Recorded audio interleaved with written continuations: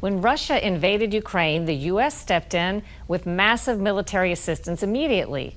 But you might be surprised to hear about other countries that have bought and paid for U.S. military weaponry and are in limbo on delivery. Scott Thuman reports. To many, this is the sound of success. Outmatched and outmanned, Ukraine needed help in securing the right kind of weapons to repel Russian advances. And the U.S. provided, making the difference between a quick Russian victory and a fair fight now stretching into its 9th month. That the United States is leading our allies and partners around the world to make sure the courageous Ukrainians who are fighting for the future of their nation have the weapons and the capacity and ammunition and equipment to defend themselves against Putin's brutal war. But that's not always the case. In fact, it may be the exception to the rule. It's a thing in Washington, everybody knows this. And it's like a dirty little secret, right? Everybody knows it's happening, but no one really talks about it. Congressman Mike McCall is the ranking Republican on the House Foreign Affairs Committee.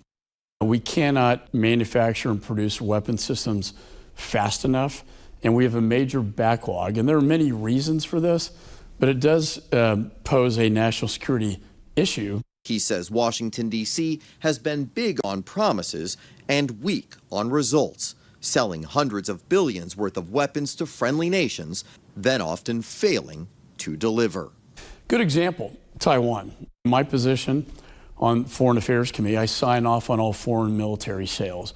So I signed off on these weapon systems 3 years ago, dating back 3 years ago to Taiwan.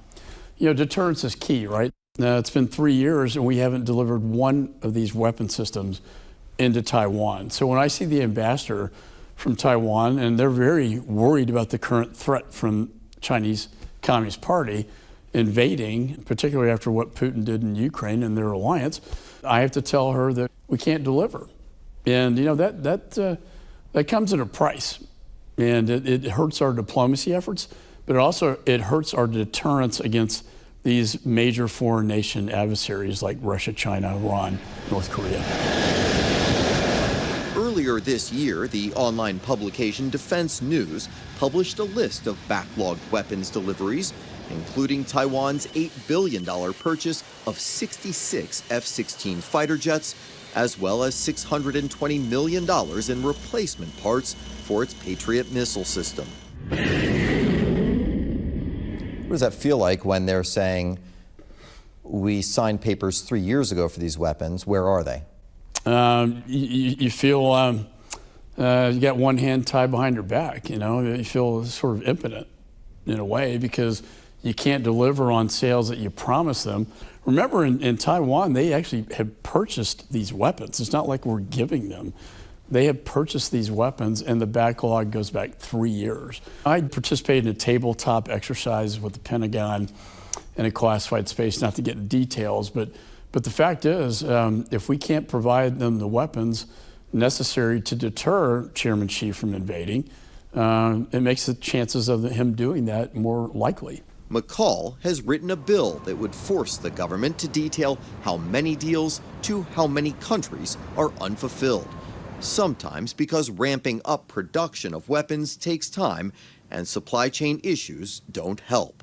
You questioned Secretary of State's Antony Blinken about this. Maybe it'd be helpful if we got state and DOD and the contractors in the same room together to find out how can we fix this broken system. First, just quickly on Taiwan, I welcome working with you and other members on this to make sure that we can streamline the timelines, to make sure that they are getting what they need to defend themselves. Were you happy with the response you got? Not really. He almost deferred to the Department of Defense like that's not really my issue. But it is. Because if we can't get these weapon systems into our allies, into places like Taiwan, into the eastern flank of NATO, it is a State Department failure. It's a failure in diplomacy. Creating, he worries, an even deeper concern that if friendly nations can't wait for U.S. hardware, they could turn to other countries, forging new relations with America's competition. So do we, meaning the U.S., have the weapons that we need?